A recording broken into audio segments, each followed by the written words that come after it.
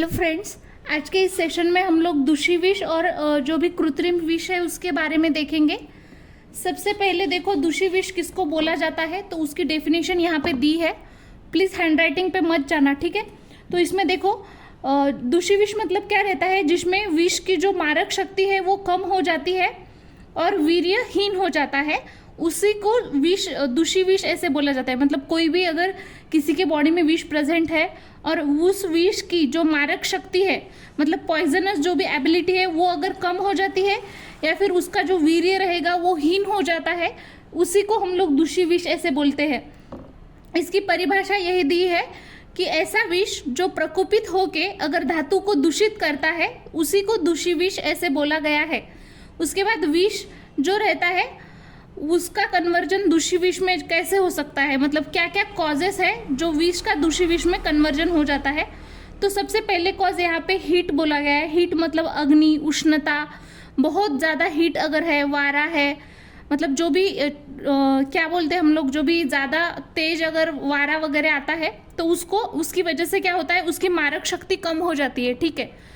और second point इसमें बताया गया है, सेकेंड जो कारण है इसका, वीर्य उसके बॉडी में कम हो जाता है और वो ज़्यादा टाइम तक अगर वीर्य कम रहता है तो उसकी जो भी विषग्न औषध, मतलब हम लोग अगर उसको देते हैं, उसी की वजह से वीर्य कम हो जाता है।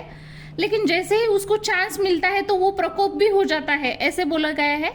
तो आपको बस दो चीज़ें याद रखनी है इसमें दूषी विष कारण में, एक तो उष्णता की वजह से और दूसरा जो भी विषग्न औषध हम लोग बार बार देते हैं तो उसकी वजह से उसका वीर्य कम हो जाता है, लेकिन जैसे ही चांस मिलता है तो वो बढ़ने भी लगता है, तो उसकी कन्वर्जन हो जाता है दूषी विष में, ठीक है। इसके दो टाइप्स यहाँ पे बताए गए हैं। एक तो ऐसा है जो सविष और निर्विष मिलके जो तैयार होता है, उसी को कृत्रिम विष बोला गया है। और गर्विष मतलब जो बस निर्विष से तैयार होता है। तो आपको ये याद रखना है, दोनों से, ये सविष एक और एक निर्विष, उनको मतलब वो मिक्स होके अगर तैयार हुआ है तो उसको कृत्रिम विष बोलना है, और ओनली निर्विष अगर उससे बनता है तो उसको गर्विष बोलना है, ठीक है। अभी हम लोग यहाँ पे प्रभाव देखेंगे, ठीक है, दूषी विष के क्या प्रभाव है। तो सबसे पहले देखो, अब किसी की बॉडी में अगर दूषी विष हुआ है तो उसका रिजल्ट क्या होगा, उसके शरीर पे द्रवमल प्रवृत्ति होगी। पुरुष है उसका वर्ण जो है चित्र विचित्र हो जाएगा, शरीर का जो वर्ण रहेगा वो हमेशा चेंज होते रहेगा।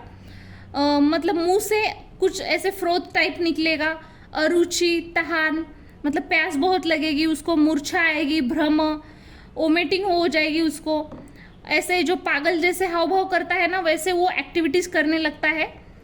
कोई भी हम लोग उसको ऐसे करके देखे ट्रीटमेंट, ठीक है, तो भी उसको ऐसे चैन नहीं मिलता है, मतलब बेचैनी बहुत रहती है उसमें, उसका जो भी आवाज है वो बहुत ही गदगद आता है।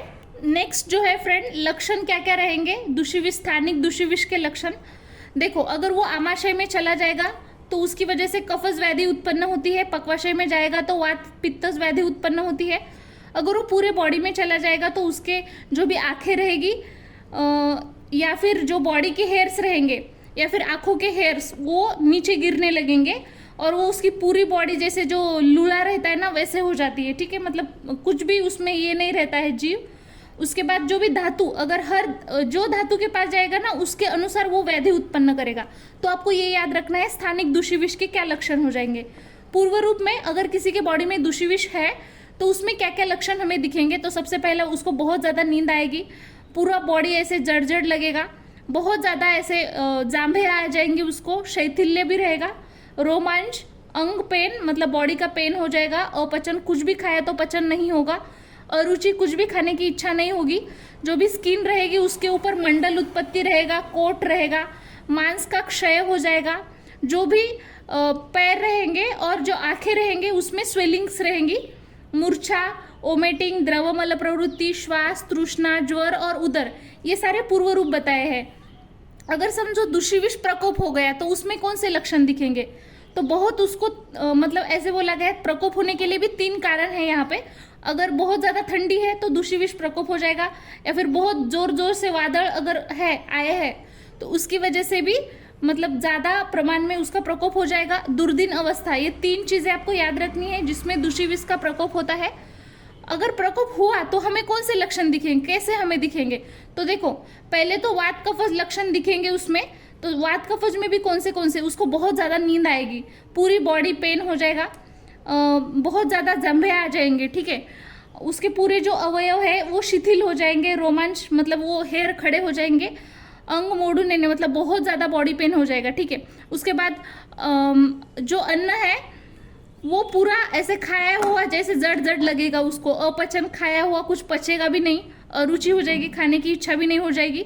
मंडले चक्रदड़े मतलब उसके शरीर पे ऐसे मंडल उत्पत्ति हो गएगी छोटी छोटी, मांस का क्षय हो जाएगा, हाथ और जो पैर रहेंगे उसमें स्वेलिंग आ जाएगी, उदर विकार हो जाएगा, उन्माद, विस्फोट, विसर्प, कुष्ठ, नपुंसकत्व, स्पष्ट मतलब वो कुछ भी बोलेगा तो वो हमें स्पष्ट क्लियरली सुनाई नहीं देगा। नेक्स्ट जो है फ्रेंड, रसादि धातुगत दूषिविष के लक्षण, मतलब हर जो भी धातु है उसके अनुसार अगर हम लोगों ने देखा कि क्या क्या लक्षण दिखे रहे धातुगत, ठीक है, दूषिविष के। तो रस अगर धातु को दूषित करता है तो अरुचि, अजीर्ण हो जाएगा, रक्त को दूषित करता है तो कुष्ठ और मांस, मांस को दूषित करेगा तो मांस अर्बुद हो जाएगा, मेद को दूषित करेगा तो मेद ग्रंथि हो जाएगी, अस्थि को दूषित करेगा तो अस्थि दंतादि विकार हो जाएंगे, मज्जा को अगर वो दूषित करता है तो तमोदर्शन, और शुक्र को दूषित करेगा तो क्लेबे उत्पन्न होगा। बाद में हम नेक्स्ट पॉइंट देखेंगे दूषी विष संसर्ग। तो इसमें क्या हो जाएगा, ऐसे कथा है कि कोई भी जो उमन रहती है, पत्नी जो रहती है वो क्या करेगी, किसी आदमी को अपने वश में करने के लिए, या फिर उसका पति अगर है तो उसको मतलब उसका हर बात मानना चाहिए, ऐसे बोल के जो भी मतलब विष द्रव्य रहता है तो वो जो रहते हैं विष प्राणी जो रहता है, जो भी विषाक्त प्राणी रहता है उसका या तो मल या फिर उसका जो स्वेटिंग रहेगा वो उसके अन्न में मिला के उसको देती है। या फिर ऐसा भी कहा गया है कि जो मतलब बहुत बड़े बड़े राजा वगैरह जो रहते हैं उनके यहाँ पे जो खाना बनाने वाले जो लोग रहेंगे, ठीक है, उनको अगर ज़्यादा लालच आ गया, किसी ने लालच दिया तो उसके चक्कर में भी वो राजा को विष मतलब खाने के लिए दे सकते हैं। अगर वो खाना खाने के बाद वो जो विष सेवन करने के बाद उसके बॉडी में कौन से लक्षण दिखेंगे, तो पहले तो उसका शरीर पूरा पेल हो जाएगा, बहुत ज़्यादा वाइटिश दिखेगा, फटफटित होने, उसके बाद उसकी जो अग्नि रहेगी वो मंद अग्नि हो जाएगी, वो जो इंसान रहेगा बहुत ही क्रुश दिखने लगेगा, जो मर्म स्थान रहेगा वहाँ पे बहुत पेन हो जाएगा, पेट जो है फूलेगा, जो हाथ रहेंगे उसके ऊपर सूज आ जाएगी, उदर रोग हो जाएंगी, संग्रहणी, राजेक्ष्मा, गुल्म, ज्वर, क्षय और विस्फोट। अभी ये जो दूषी विष है उसके साध्य असाध्यता क्या है, मतलब कौन सा साध्य है कौन सा असाध्य है, ठीक है। साध्य कब बोलेंगे, अगर समझो उसने जैसे ही उसको दूषी विष उसने सेवन किया तो उसके त्वरित ही उसने उपचार किया और पत्ते का भी पालन किया तो उसमें साध्य हो जाएगा। उसके बाद अगर वो 1 साल के बाद अगर मतलब ट्रीटमेंट लेता है तो वो तब तक याप्य बन जाता है, ठीक है। और असाध्य तब होगा जब समझो एक आधा पर्सन है, वो उसके बॉडी के पूरे धातु ऑलरेडी क्षीण है लेकिन फिर भी वो अपत्य मतलब अपत्य फॉलो कर रहा है, पत्ते फॉलो ही नहीं कर रहा है, तो उस केस में वो असाध्य हो जाएगा। अभी नेक्स्ट जो देखेंगे फ्रेंड उसकी चिकित्सा, अभी अगर दूषी विष किसी ने सेवन किया तो हम लोग उसको कैसे ट्रीट करेंगे। तो देखो इसमें 2 चिकित्सा आते हैं, एक है सामान्य चिकित्सा और दूसरा है विशेष चिकित्सा। सामान्य चिकित्सा में सिंपली क्या करेंगे, उसको स्नेह पिला देंगे हम लोग, मतलब उसकी बॉडी पूरी स्निग्ध बना देंगे और स्निग्ध बनने के बाद उसको बाद में वमन विरेचन करेंगे, ठीक है। और वाग्भट ने तो ऐसा बोला गया है जो शोधनोत्तर दूषी विषारी जो अगत रहेगा उसको मध में ऐसे मिक्स करके उसको देना है, ठीक है।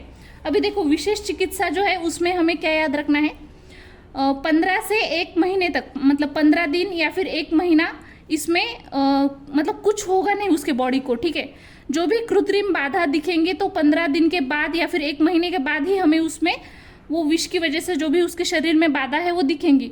तो जब वो दिखता है तो वो क्या कौन से फॉर्म में दिखेगा, वो जो लक्षण दिखेंगे तो सबसे आलस दिखेगा, उसमें आलस्य, अंग जड़ दिखेगा, ज़्यादा से ज़्यादा कफ, दमा, बल का क्षय हो जाएगा उस इंसान में, रक्तस्राव हो जाएगा, ज्वर, आँख पूरे पीले पीले लगेंगे, ठीक है।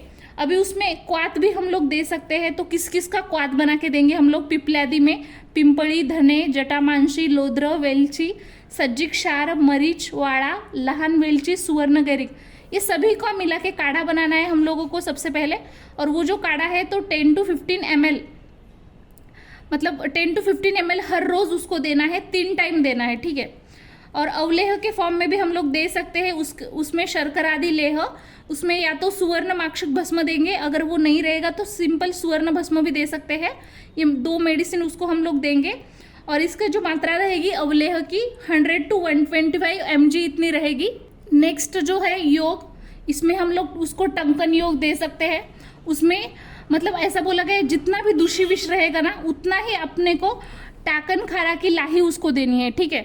और जितना ज़्यादा दूषी विष रहेगा टाकन खारा की लाही के साथ उसमें तुप भी मिक्स कर देना है। अगर दूषी विष है तो ये जो टाकन खारा की जो लाही है उसके साथ हमें तुप भी, घी भी ऐड करके उसको देना है। हिम, अभी हिम के फॉर्म में देखो पारावतादि हिम बोला गया है। इसमें क्या करेंगे, पारवैच्य जो मांस रहेगा, कचौरा और पुष्कर मूल, इन तीनों का काढ़ा बनाएंगे पहले तो, और उसको ठंड होने के बाद उस पेशेंट को दे देंगे हम लोग, ठीक है। तेल में भी हम लोग उसको दे सकते हैं, ग्रह धातुम तेल।